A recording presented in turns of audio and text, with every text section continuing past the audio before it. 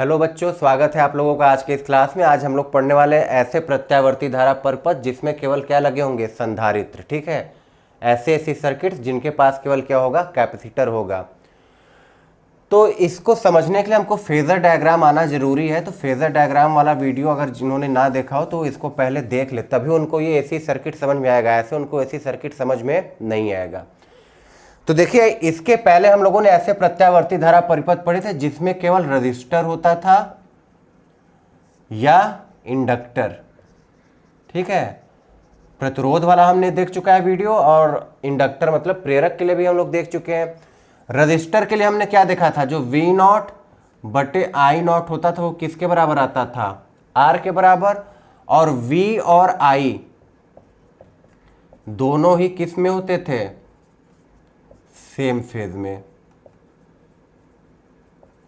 देखिए ये ध्यान देना, R बराबर V नॉट बटे I नॉट लिखा है, V और I नहीं लिखा है। V नॉट और I नॉट क्या होता है, पीक वैल्यू, शिखर मान होता है वोल्टेज का। और V और I क्या है, तात्क्षणिक करंट और तात्क्षणिक वोल्टेज है।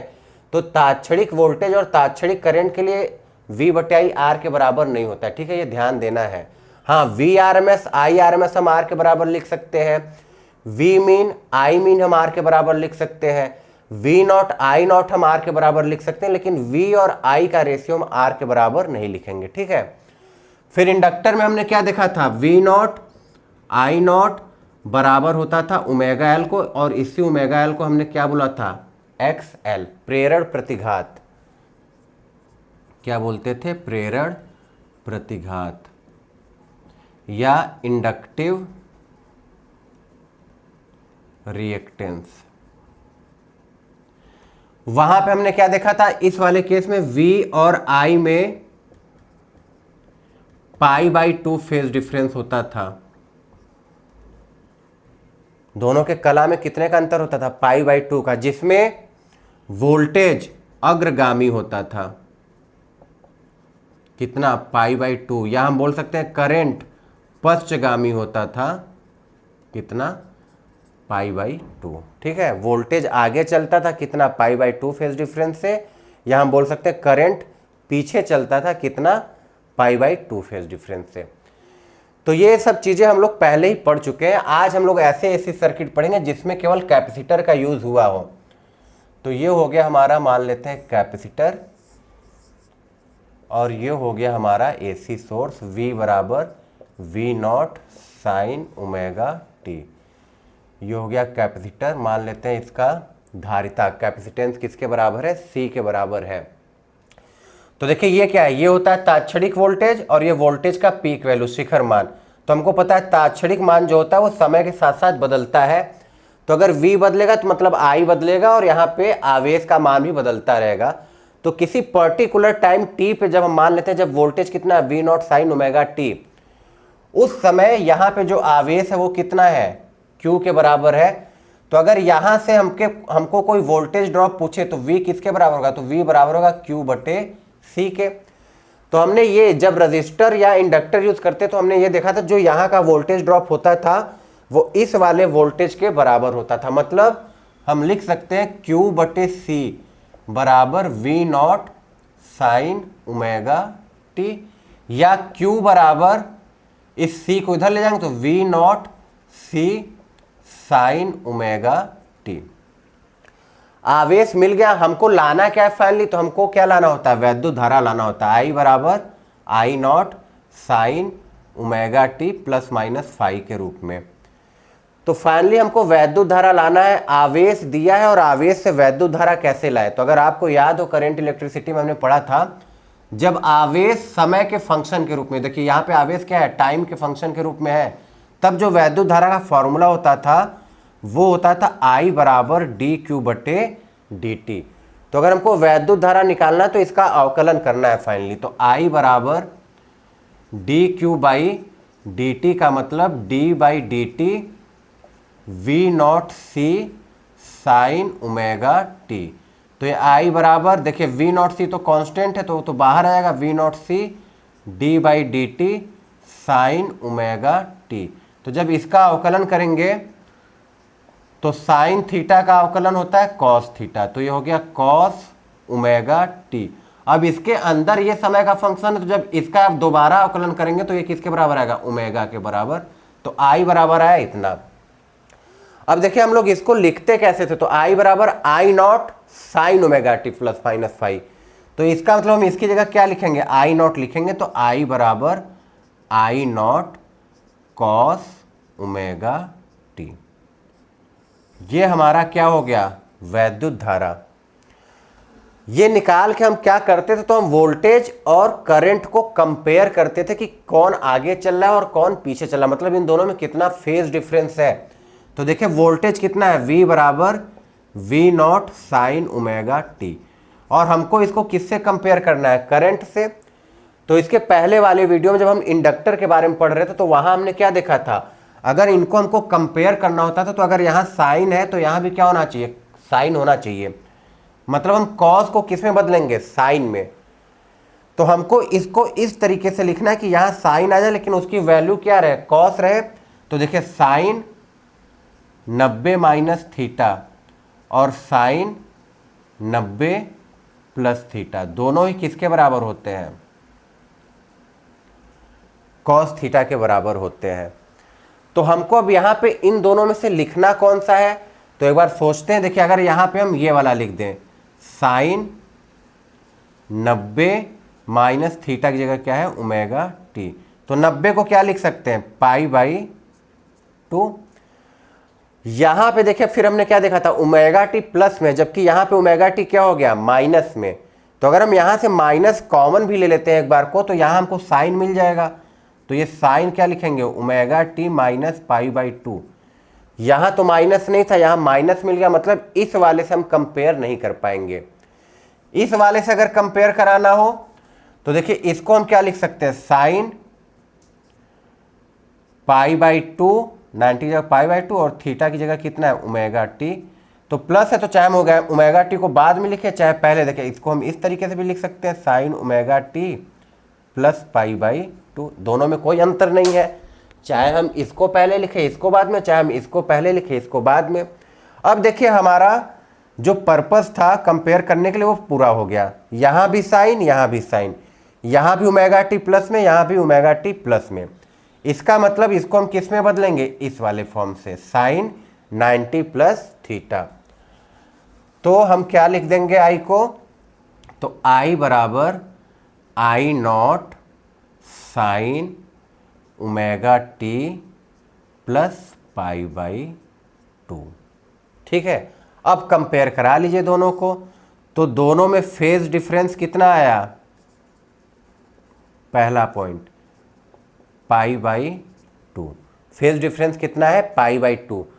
तो फेज डिफरेंस पाई बाई 2 है, तो कौन आगे चल रहा है और कौन पीछे चल रहा है, तो ये देखिए ये प्लस पाई बाई 2 है, मतलब करंट आगे चल रहा है। तो आई अग्रगामी है, कितने फेज से, पाई बाई 2 से, या हम क्या बोल सकते हैं, वी पश्चगामी है, पाई बाई 2। अग्रगामी का मतलब लीड कर रहा है करंट, और पश्चगामी का मतलब जो वोल्टेज है वो लैग कर रहा है। यहाँ का उल्टा है, देखिए इंडक्टर में V आगे था, जबकि यहाँ कैपेसिटर में कौन आगे है, I। ये अंतर याद रखना है, जब इंडक्टर हम यूज किए थे तो कौन आगे था, V आगे था और I पीछे था। उसका उल्टा यहाँ पे है, यहाँ पे I आगे है और V पीछे है। ठीक, और क्या निकाल सकते हैं, तो यहां से देखिए आई नॉट की जगह हमने क्या लिखा है, दूसरा पॉइंट, आई नॉट की जगह हमने लिखा है वी नॉट सी ओमेगा। तो वी नॉट बटे आई नॉट, हमने आई नॉट को इधर ले गया तो वी नॉट बटे आई नॉट, इसको इधर लाएंगे तो ये किसके बराबर होगा, 1 बटे ओमेगा सी। इसी को तो हम आर बोलते थे, देखिए यहाँ पे इसको हम आर बोलते थे, यहाँ पे इसको हम प्रेरण प्रतिघात बोलते थे। तो वैसे यहाँ पे भी हम इसको एक नाम देंगे एक्स सी, और इसको हम लोग बोलेंगे धारितीय प्रतिघात। धारितीय प्रतिघात का मतलब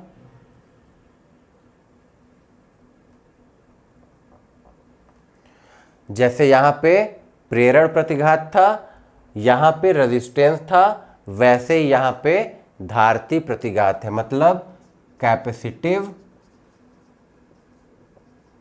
रिएक्टेंस। ठीक है, तो नोट कर लीजिए इतनी बातें पहले।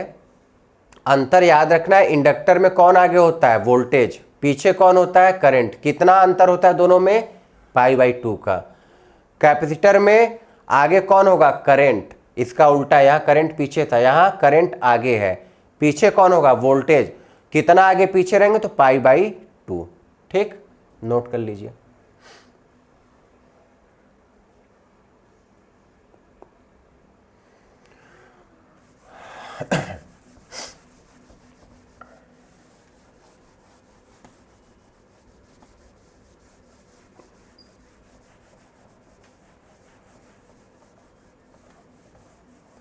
तो देखिए हमको क्या मिला, V बराबर V0 sign omega T, I बराबर I0 sign omega T plus π/2। जो इम्पोर्टेंट बातें हैं वो नोट कर लेते हैं पहले। ठीक है, तो यहाँ से हमको V0 बटे I0 किसके बराबर मिला, 1/ओमेगा c को। इसी को हम लोग क्या बोल दे रहे हैं, XC। XC क्या है, तो XC को बोला जाता है धारितीय प्रतिघात, कैपेसिटिव रिएक्टेंस। तो XC किसके बराबर हम लिख सकते हैं, तो 1/ओमेगा c, और ओमेगा क्या होता है, 1/2πfc। f क्या होता है, आवृत्ति। ठीक है, XC किसके बराबर, 1/ओमेगा c या 1/2πfc। यहां से और क्या बातें हमको पता चल रही है, पहला पॉइंट ये, दूसरा, तीसरा, चौथा, पांचवा। V और I में फेज डिफरेंस कितना है, π/2 का। मतलब दोनों के कला में जो अंतर है वो कितने का है, π/2 का। तो π/2 का अंतर है, तो कौन आगे चल रहा है, कौन पीछे चल रहा है, तो ये प्लस π/2 है, इसका मतलब करंट आगे चला, तो I अग्रगामी है। कितना, π/2। या हम बोल सकते हैं V पश्चगामी है, कितना, π/2। इस चीज को कल देखे हम लोगों ने एक एग्जाम्पल से सीखा था। जैसे A और B दो व्यक्ति हैं, इन दोनों के बीच में 2 मीटर की दूरी है, दोनों आगे की तरफ चल रहे हैं, तो इसको हम क्या बोल सकते हैं कि B A से 2 मीटर आगे चल रहा है। ठीक है, B A से 2 मीटर आगे चल रहा है, या A B से 2 मीटर पीछे चल रहा है, तो दोनों एक ही चीज बता रहे हैं। तो वैसे ये भी है, I V से आगे चल रहा है, कितना, π/2, या V I से पीछे चल रहा है, कितने एंगल से, π/2 से।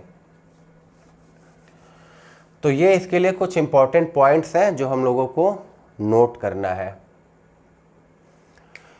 इसको देखिए और कैसे लिख सकते हैं, अगर हमको बोला कि I हमारा इतना है, I0 साइन ओमेगा टी। ठीक है, और हमको बताना है कि V कितना होगा। हमको I दिया है इस बार कि I है I0 साइन ओमेगा टी, और V बताना है इसमें। तो हमको पता है कि अगर कैपेसिटर लगा है तो V कैसे चलता है, पीछे पीछे चलता है, कितना, π/2। तो लिख दीजिए formula, V0 sign omega T, पीछे का मतलब माइनस, कितना पीछे, तो π/2। इस तरीके से V0 निकल जाएगा। जब V दिया था तो करंट आगे था, तो हमने π/2 ऐड कर दिया। I दिया है तो हमको पता है कि वोल्टेज पीछे चलेगा, तो हमने यहाँ पे माइनस लगाया, और π/2 कितना पीछे चलेगा, तो π/2। ठीक, चलिए फेजर डायग्राम देख लेते हैं। V कितना है, V0 साइन ओमेगा टी, तो ये हो गया V0, और इसको हम क्या लिख सकते हैं, ये जो प्रक्षेप होता है, ये वाली जो लंबाई होगी V0 साइन ओमेगा टी। ठीक, करंट आगे चल रहा है, कितना, π/2। तो हमने ये देखा था जब प्लस होता था तो फेजर डायग्राम में हम कहाँ चलते थे, एंटी क्लॉकवाइज, इधर। कितना, तो π/2 का मतलब 90, तो इस इधर हम कितना आएंगे 90 अंश आएंगे, तो ये हो जाएगा आई नॉट। और ये वाली जो लंबाई मिलेगी ये किसके बराबर होगी, I naught sine omega T plus pi by 2, या इसी को हम क्या लिख सकते हैं, आई नॉट साइन की जैसे sine 90 plus theta cos theta, तो कॉस ओमेगा टी। चाहे ये लिख दे I naught sine omega T plus pi by 2 या I naught cos omega T, ठीक है। ये क्या है, ओमेगा टी एंगल है। तो V, ये V नॉट पीक वैल्यू हमको पता है, जो एरो लेंथ होता है वो पीक वैल्यू बताता है, तो ये हो गया V नॉट। और इसका जो प्रक्षेप होगा वो हमको तात्क्षणिक वैल्यू बताएगा, तो वोल्टेज का तात्क्षणिक वैल्यू क्या हो गया, V not sine omega T. Current क्या है, इससे अग्रगामी है, मतलब प्लस है, कितना 90। तो हमने ये देखा था कि फेजर डायग्राम में प्लस का मतलब एंटी क्लॉकवाइज होता है, घड़ी के सुई के विपरीत दिशा में। कितना आना है, तो 90 डिग्री। तो 90 डिग्री है तो आई नॉट यहाँ पे आया, तो ये वैद्युत धारा का पीक वैल्यू हो गया आई नॉट। यहाँ से यहाँ पे हम जो प्रक्षेप पे खींचेंगे वो ये वाली लंबाई जो होगी यहाँ से लेके यहाँ तक, ये तात्क्षणिक करंट का तात्क्षणिक वैल्यू बताएगा। तो करंट का तात्क्षणिक वैल्यू कितना है, I naught sine omega T plus pi by 2। तो साइन 90 प्लस थीटा को कॉस थीटा भी कहते हैं, तो I naught cos omega t, इस तरीके से भी बोल सकते हैं। अगर V नॉट इधर है तो देखिए करंट आगे कितना पाई बाई 2, तो यहाँ से 90 आएंगे इधर, तो किधर आ जाएंगे यहाँ पे, तो ये हो जाएगा आई नॉट। या V नॉट इधर है तो प्लस का मतलब एंटी क्लॉकवाइज, तो आई नॉट कहाँ पे आ जाएगा, इस तरीके से। मतलब इसका केवल ये है कि अगर हमारे पास एक ऐसी सर्किट है जिसमें केवल क्या लगा है, कैपेसिटर, तो V और I के बीच में जो फेज डिफरेंस होगा वो कितने अंश का होगा, 90 अंश का। देखिए हर जगह कितने का फेज डिफरेंस है, 90 अंश का। पहली बात तो ये, अगर कैपेसिटिव सर्किट है तो V और I में जो फेज डिफरेंस होगा वो कितने का होगा, 90 अंश का होगा। फिर सवाल आता है कौन आगे कौन पीछे, तो हमने यहाँ पे लिखा है I आगे चलता है कितना, पाई बाई 2, तो आगे का मतलब एंटी क्लॉकवाइज। तो अगर V इधर है तो आगे चलेंगे I के लिए 90 डिग्री, तो यहाँ पे आएंगे, तो ये इधर। V यहाँ पे 90 डिग्री इधर आए तो आई नॉट इधर, V यहाँ पे 90 डिग्री इधर आए तो आई नॉट इधर। इस तरीके से फेजर डायग्राम बनाते हैं, नोट कर लीजिए।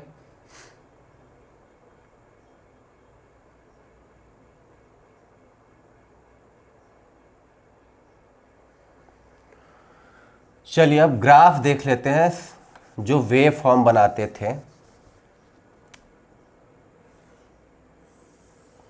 तो V बराबर V not sine omega T, तो हमको पता है साइन ओमेगा टी का जो ग्राफ होता है वो इस तरीके से होता है, ये 0, ये पाई बाई 2, ये पाई, ये 3 पाई बाई 2, और ये कितना होता था 2 पाई। अब ये किसके लिए, V के लिए है, V not sine omega T.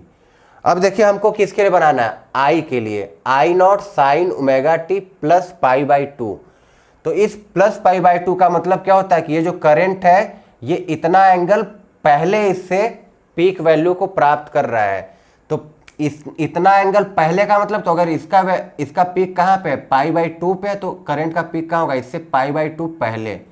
देखिए ये हम लोगों ने फेजर डायग्राम में सीखा है। प्लस का मतलब कौन पहले पीक प्राप्त करेगा, I अग्रगामी, तो I पहले पीक प्राप्त करेगा। कितना पहले, तो पाई बाई 2 पहले। तो अगर इसका वोल्टेज का पीक कहाँ हमको मिल रहा है, पाई बाई 2 पे, तो इससे पाई बाई 2 पहले करंट का पीक मिलेगा। तो इससे पाई बाई 2 पहले हम कहाँ पे आएंगे, 0 पे, तो ये होगा यहाँ पे करंट का पीक। तो इस तरीके से यहाँ पे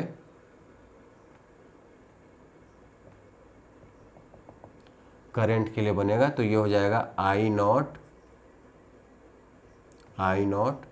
साइन ओमेगा टी, ठीक है, I naught sine omega T plus pi by 2, इस तरीके से। या मान लीजिए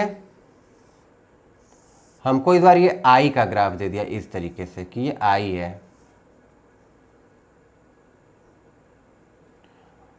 आई नॉट, I किसके बराबर हो जाएगा तब, आई नॉट साइन ओमेगा टी, 0 से स्टार्ट हो रहा है मतलब फेज डिफरेंस 0, तो I बराबर I naught sine omega T. और हमको वोल्टेज बनाना है, तो कैसे बनाएंगे सोचिए।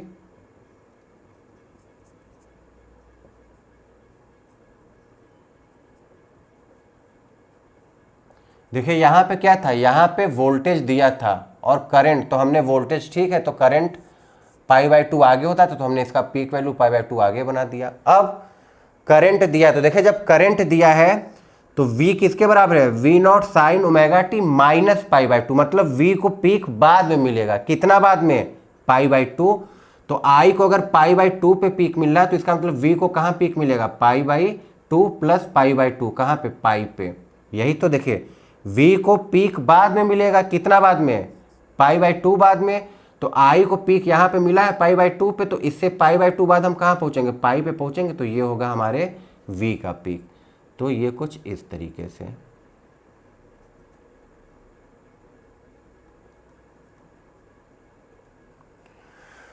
तो ये हमारा हो जाएगा V0 sin ωt माइनस π/2। ठीक है, तो इस तरीके से ग्राफ बनाते हैं। दोनों में देखिए फेज डिफरेंस π/2 का है, यह है हमारे करंट का पीक, यह है वोल्टेज का पीक। तो दोनों के बीच का ये जो अंतर है किसके बराबर है, π/2। यहाँ भी देख लीजिए, यह है करंट का पीक और यह है वोल्टेज का पीक, तो π/2 पाई, तो दोनों के बीच का अंतर कितना है, π/2 का। यहाँ पे पीक पहले किसको मिला है, करंट को, और बाद में किसको मिला है, वोल्टेज को। यहाँ भी पीक पहले किसको मिला है, करंट को, और बाद में किसको मिला है, वोल्टेज को। ठीक, नोट कर लीजिए।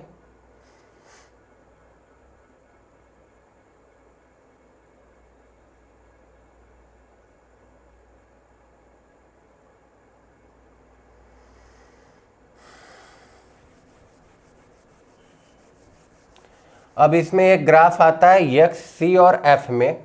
तो देखिए यहां से हम क्या देख सकते हैं, जो एक्स सी है वो एफ के व्युत्क्रमानुपाती है, और आपको पता है व्युत्क्रमानुपाती वाला ग्राफ हम लोग कैसे खींचते हैं, इस तरीके से। तो ये हो जाएगा एक्स सी और एफ के बीच का ग्राफ। इसके कुछ इंपॉर्टेंट पॉइंट्स और हैं। हमको पता है डीसी के लिए एफ किसके बराबर होता है, 0। तो अगर डीसी की हम बात करें, एफ 0 है, तो एक्स सी किसके बराबर आएगा, 1/, देखिए 2 पाई गुणे 0 गुणे सी, तो ये किसके बराबर आएगा, अनंत। जब इंडक्टर यूज किए थे तो जब एफ 0 होता था तो एक्स एल 0 के बराबर आता था। देखिए इंडक्टर में क्या था, एक्स एल बराबर होता था 2 पाई एफ एल के लिए।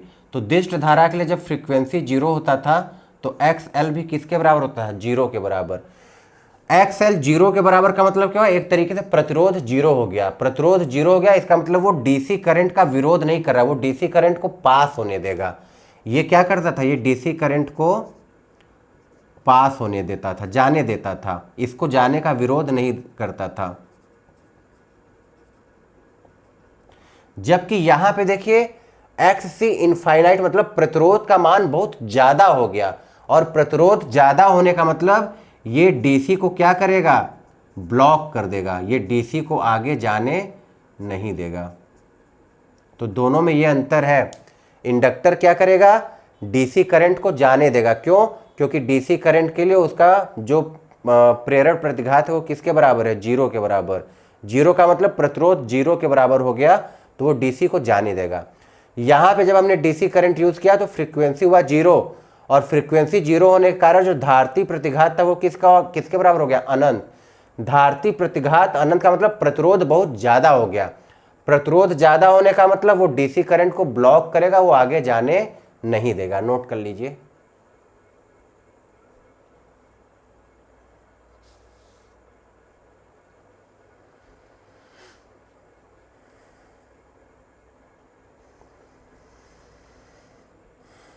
चलिए कुछ सवाल देखते हैं।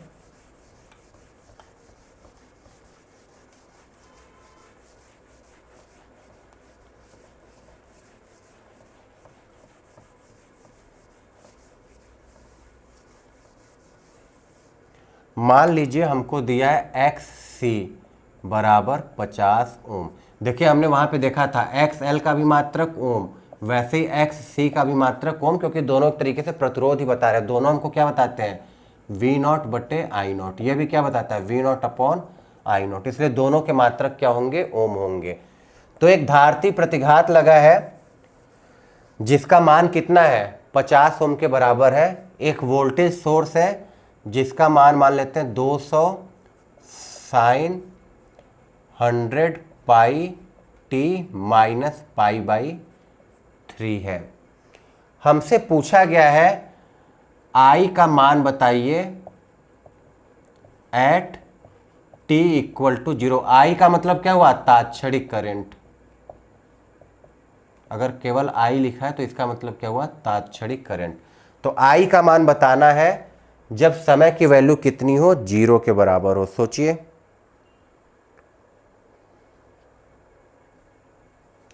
पहले तो एक बार रिवाइज कर लेते हैं कि इससे हम क्या क्या निकाल सकते हैं, ठीक है, जो पिछला हम लोग पढ़ चुके हैं। तो देखिए ये जो 200 है ये क्या होता है, पीक वैल्यू हमको पता है। तो वी नॉट किसके बराबर, 200 वोल्ट के बराबर। उसके बाद ये क्या होता था, तो sign omega T plus minus 5। तो ये ओमेगा है जो टी से गुणा होता है जिसका, वो क्या होता है ओमेगा के बराबर। तो यहाँ पे टी से किसका गुणा हो रहा है, 100 पाई का। तो ओमेगा बराबर कितना आया, 100 पाई। यहां से हम लोग क्या निकाल सकते हैं, फ्रीक्वेंसी। क्यों, क्योंकि ओमेगा बराबर देखिए क्या होता है 2 पाई एफ। तो एफ बराबर ओमेगा बटे 2 पाई। तो एफ बराबर ओमेगा बटे 2 पाई। तो ओमेगा की वैल्यू 100 पाई बटे 2 पाई। तो पाई से पाई कट गया, ये किसके बराबर 50। तो फ्रीक्वेंसी आ गया कितना, 50 हर्ट्ज। और क्या क्या निकाल सकते हैं हम लोग यहां से, सोचिए। देखिए और हम निकाल सकते हैं V R M S. V R M S किसके बराबर, वी नॉट डिवाइडेड बाई √2। तो 200 बटे √2 ये किसके बराबर, 100√2 वोल्ट। एवरेज निकाल सकते हैं, वी एवरेज, या इसी को वी मीन बोला जाता है या वी मैक्स बोल दिया जाता है। कई नामों से बुलाया जाता है कि वोल्टेज का अधिकतम मान कितना है, वोल्टेज का माध्य मान कितना है। अब वोल्टेज का अधिकतम मान तो इसको बोलते हैं, ये इसको हम क्या बोल सकते हैं, वी मैक्स, कि वोल्टेज का अधिकतम मान कितना या शिखर मान, इस चीज को बोलते हैं वी एवरेज या वी मीन, औसत वैल्यू या माध्य मान। तो वो किसके बराबर होता था, तो 2 V0 अपॉन पाई। तो 2 V0 की वैल्यू कितनी है, 200 बटे पाई। तो 400 बटे पाई। ये सब चीजें हम लोगों ने पहले ही निकालना सीख रखा है, ठीक है। अब आते हैं इस पे जो हमको निकालना है, आई का मान निकालना है जब टी की वैल्यू किसके बराबर हो, 0 के बराबर हो। तो सबसे पहले आई तो हमको तात्क्षणिक करंट है, तो आई का वैल्यू क्या होता है, आई बराबर I naught sine omega T plus minus 5, हमने ये देखा था, ठीक है। तो आई बराबर I naught sine omega T plus minus 5। ये जो ओमेगा टी होता है, ये ध्यान दीजिएगा, ये होता था इनिशियल फेस वहां पे। तो इस वाले सवाल में देखिए, ऐसे सवाल में आपको क्या ध्यान देना है, इस वाले सवाल में जो इनिशियल फेस है वो 100 पाई टी केवल नहीं है, वो कितना है 100 pi T minus pi by 3, ये याद रखना है। इनिशियल फेस कितना है, इतना है पूरा, 100 pi into T minus pi by 3। ये तो हमारा फॉर्मूला आता था जब हम केवल ओमेगा टी मानते थे तब, ठीक है। चलिए अच्छा, पहले हम लोग क्या निकालेंगे, हमको पता है अगर हमको आई निकालना है, तात्क्षणिक करंट निकालना है, तो हमको सबसे पहले करंट की पीक वैल्यू निकालनी होगी, उसमें कोई कंफ्यूजन नहीं है। तो पीक वैल्यू कैसे निकालेंगे, हमको पता है V not divided by I not बराबर XC, अभी हमने देखा था। तो इसका मतलब अगर हमको आई नॉट चाहिए तो आई नॉट किसके बराबर, V not divided by XC। तो वी नॉट की वैल्यू हम लोग निकाले कितनी, 200 वोल्ट, और XC कितना हमारा है 50। तो आई नॉट हमको मिल गया किसके बराबर, 4 एम्पियर। तो आई बराबर, अब हम क्या लिखेंगे, आई नॉट, तो आई नॉट की वैल्यू 4 साइन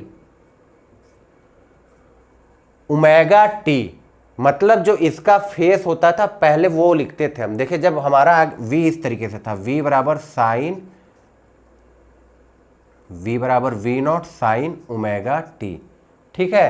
तब हम आई क्या लिखते थे, आई बराबर I naught sine omega T, और इस वाले में हमारा करंट क्या होता था, आगे चलता था कैपेसिटर वाले केस में, तो यहाँ पे हम लोग क्या लिख देते थे, प्लस पाई बाई 2।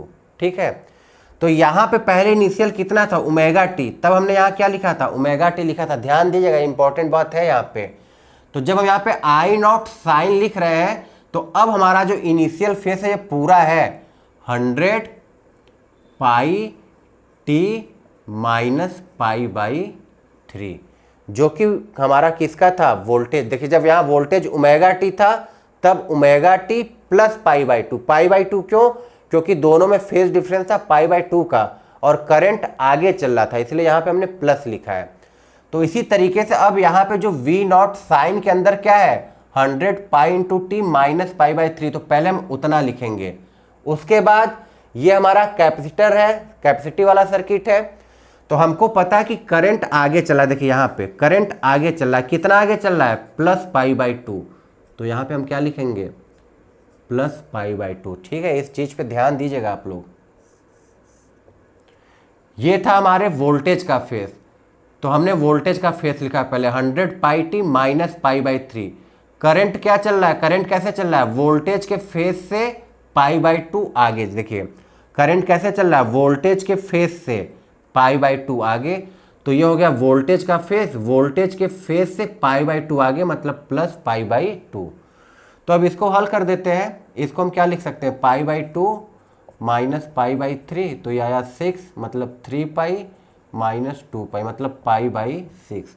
तो आई किसके बराबर आया, 4 साइन 100 पाई टी, और इन दोनों को हल करने पे प्लस पाई बाई 6। ये हो गया हमारा इस वाले केस में करंट की वैल्यू। तो ये बात इसमें ध्यान देने वाली थी, इसको ध्यान दीजिएगा कि यहाँ पे सबसे पहले जो वोल्टेज का फेस होता है वो लिखते हैं। तो वोल्टेज का फेस इतना था 100 pi T minus pi by 3, वो लिख लिए। अब अगर करंट पाई बाई 2 आगे है तो यहाँ पे प्लस पाई बाई 2, अगर करंट पाई बाई 2 पीछे होता तब क्या लिख देते हैं, माइनस पाई बाई 2। इंडक्टर वाले केस में, जैसे इंडक्टर वाले केस में करंट कैसे होता है, पाई बाई 2 पीछे होता है, तो यहाँ पे माइनस लगा देते बस। तो अब हमको क्या निकालना है, आई का तात्क्षणिक मान निकालना है जब समय किसके बराबर हो, 0। तो समय की वैल्यू 0 रख दीजिए, तो आई बराबर 4 साइन, देखिए टी 0 रखेंगे, टी किसके बराबर, 0। कितने समय पे निकालना है, 0 पे, तो ये पूरा हो जाएगा 0 के बराबर, बचेगा क्या, पाई बाई 6। तो 4 साइन पाई बाई 6 का मतलब 180/6, 30 अंश, साइन 30 अंश। साइन 30 अंश का मान कितना होता है, 1/2, तो 4 गुणे 1/2 बराबर 2 एम्पियर। ये हो गया हमारा तात्क्षणिक करंट, कब, एट टी इक्वल टू 0। ठीक, नोट कर लीजिए। वोल्टेज का कोई तात्क्षणिक मान पूछता तो यहां पे टी 0 के बराबर लिख देते, तो हमको वोल्टेज का तात्क्षणिक मान मिल जाता।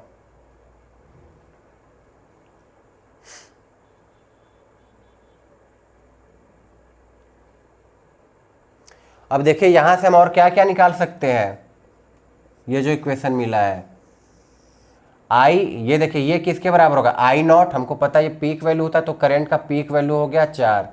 आई आर एम एस पूछता तो I not by √2, I average पूछता तो 2 आई नॉट डिवाइडेड पाई। ये सब चीज़ें हम लोग पहले सीख चुके हैं। ठीक है, इस तरीके से जो भी पूछता हम इस वाले इक्वेशन से हम आसानी से निकाल सकते थे। और इसमें क्या कर सकते हैं, देखिए यहाँ पे डायरेक्ट एक्सी का मान दिया है, कभी कभी होगा केवल हमको फ्रीक्वेंसी दे देगा, फ्रीक्वेंसी कितना है, 50 हर्ट्ज है, तो हमको एक्ससी निकालना रहेगा। कैसे, तो एक्ससी बराबर 1/2 पाई एफ सी से, सी की वैल्यू दी रहेगी, फ्रीक्वेंसी दिया रहेगा, वहां से हम एक्ससी निकाल लेंगे। ठीक है, नोट कर लीजिए। तो फिर एक सवाल और हम लोग देखते हैं।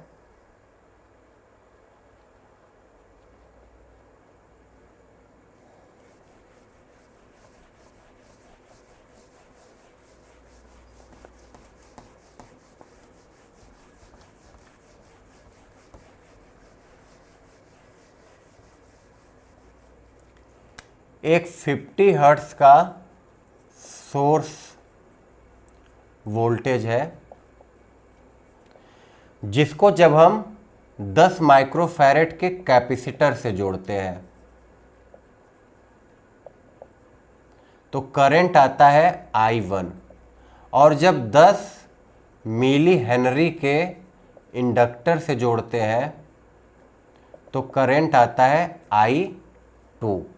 हमको निकालना है I1 बटे I2 किसके बराबर होगा। ठीक है, एक वोल्टेज सोर्स है जिसकी फ्रीक्वेंसी कितनी है, 50 हर्ट्ज है।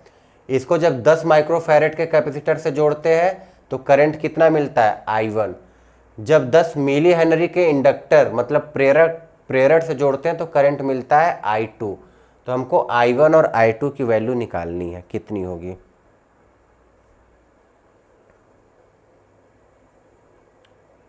देखिए, सबसे पहली बात तो ये देख लीजिए कि ये I1 I2 क्या है। तो ये I1 I2 तात्क्षणिक वैल्यू होंगे।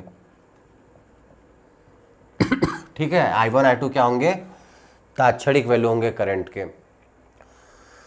तो देखते हैं अच्छा कैसे हल करते हैं। देखिए 50 हर्ट्ज का वोल्टेज सोर्स है, तो पहले तो V लिख लेते हैं। V बराबर V0 साइन ओमेगा टी।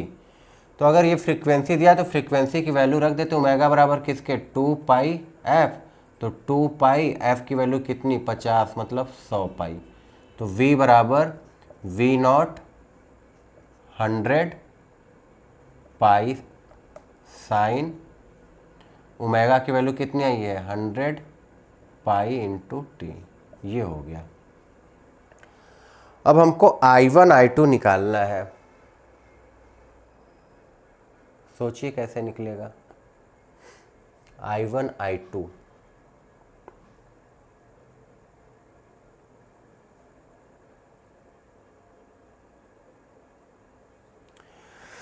देखिए I1 क्या होगा, I1 क्या होगा बताइए।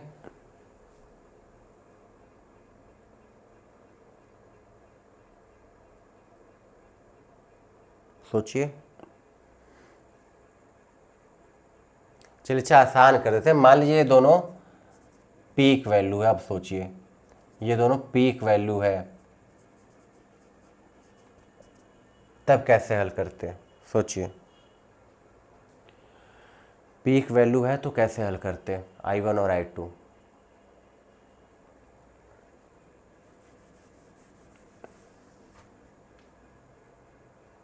देखिए पीक वैल्यू होता है तो हम क्या करते हैं, I1 हमको पता है किसके बराबर, V0 डिवाइडेड बाई कैपेसिटर लगाए तो XC के बराबर। I2 किसके बराबर, तो V0 डिवाइडेड बाई XL के बराबर। यही तो होगा। V0 दोनों में होगा, क्यों, क्योंकि सोर्स वोल्टेज एक ही है तो दोनों का पीक वैल्यू तो वही रहेगा, वो तो बदलेगा नहीं। तो I1 किसके बराबर, V0 बटे XC, और I2 किसके बराबर, V0 बटे XL। अब I1 बटे I2 करना है तो I1 बटे I2 किसके बराबर आएगा, ये व्युत्क्रमानुपाती है तो I1 ऊपर है तो XC कहाँ आएगा, नीचे, और XL कहाँ जाएगा, ऊपर। अब वैल्यू रख दीजिए तो XL की वैल्यू किसके बराबर, 2 पाई FL। XC की वैल्यू किसके बराबर, 1/2 पाई FC। तो ये ऊपर चला जाएगा तो ये किसके बराबर आएगा, 2 का गुणा 2 में तो 4 पाई स्क्वायर, और F का F में गुणा तो F स्क्वायर, L और C तो L गुणे C। देखिए 2 पाई FC ऊपर चला जाएगा तो जब 2 पाई FC का गुणा करेंगे तो 2 का 2 में गुणा 4, पाई का पाई में गुणा पाई स्क्वायर, F का F में तो F स्क्वायर, L गुणे C। ठीक है, मान लेते हैं पाई स्क्वायर का मान लगभग किसके बराबर होता है, 10 के। तो 10 रख के हल करके देखते हैं। तो 4 पाई स्क्वायर की वैल्यू 10, फ्रीक्वेंसी कितना दिया है, 50 हर्ट्ज, तो 50 गुणे 50। एल की वैल्यू कितनी है, तो एल ये है मिली हेनरी। मिली हेनरी को हेनरी में बदलेंगे तो 10 गुणे 10 के घाते -3, तो 10 गुणे 10 के घाते -3। सी की वैल्यू कितनी है, 10 माइक्रोफैरेड, तो 10 1 माइक्रोफैरेड में 10 के घाते -6 फैरेड। तो इसी को हल करते हैं, देखते हैं कितना आता है। तो देखिए पहले तो ये 1 0 2 0 3 0 और 4 0, ठीक है, 4 0 प्लस में होंगे और ये माइनस में कितना है, 9, -9, और ये 4 0 1 2 3 और 4 प्लस में, तो ये किसके बराबर आएगा, -5 के बराबर आएगा। तो 4 यहाँ से ये 0 हट गया तो ये छोड़ देते हैं, 1 आएगा। यहाँ से भी 0 हटाया 5, यहाँ से भी 0 हटाया 5, यहाँ से भी 0 हटाया तो 1, 1 0 2 0 3 0 4 0, यहाँ पे 5 0 है, इसको भी लेना है। 1 2 3 4 और 5, तो ये प्लस में 5 रहेगा, तो ये कितना आ जाएगा -4। तो ये 4, यहाँ से 0 हटा 1, यहाँ से 0 हटा 5, यहाँ से 0 हटा 5, यहाँ से 0 हटा 1 और यहाँ से भी 0 हटाया तो 1, गुणे 10 के घाते -3 और -6 जो हल किए तो किसके बराबर आया था, -4 के बराबर। देखिए -9 टोटल था, -9 और 5 हमने ये लिया था, 1 2 3 4 5, तो 9 में से 5 माइनस किए तो किसके बराबर, 4 के बराबर आया था। तो अब गुणा कर देते हैं, तो 4, 1 से तो कोई मतलब है नहीं, तो 4 गुणे 25 लिख लेते हैं। ठीक, 10 के घाते -4 है तो इसको नीचे ले आते हैं, तो 10 के घाते +4, तो इसको और क्या लिख सकते हैं, तो 4 गुणे 25, 10 के घाते 4 का मतलब यहाँ पे कितने 0 हो जाएंगे, 4 0 हो जाएंगे। तो 25 चौका 100, 400, 4 से भाग देंगे तो 100, तो ये आ जाएगा 1/100। तो ये होगा I1 और I2 का रेशियो। तो इस तरीके से कुछ ऐसे सवालों को हल करते हैं। हमने ये मान लिया था कि I1 और I2 क्या है, पीक वैल्यू है, तो उससे आसान हो गया हम लोगों को हल करना। ठीक है, ताक्षणिक वैल्यू देगा करंट का, तो ताक्षणिक वैल्यू निकालेंगे, तब वहाँ पे फेज डिफरेंस भी होगा। अगर ये V है sin ωt हमने मान रखा है, ठीक है, अगर V हमने sin ωt मान रखा है, तो इंडक्टर वाले केस में करंट क्या होगा, पीछे ωt माइनस π/2, और कैपेसिटर वाले केस में करंट क्या होगा, आगे ωt प्लस π/2। तो उससे मुश्किल होता, तो पीक वैल्यू वाले से ये आसान है। ठीक, तो आज के लिए इतना ही, मिलते हैं नेक्स्ट वीडियो में, तब तक के लिए बाय बाय।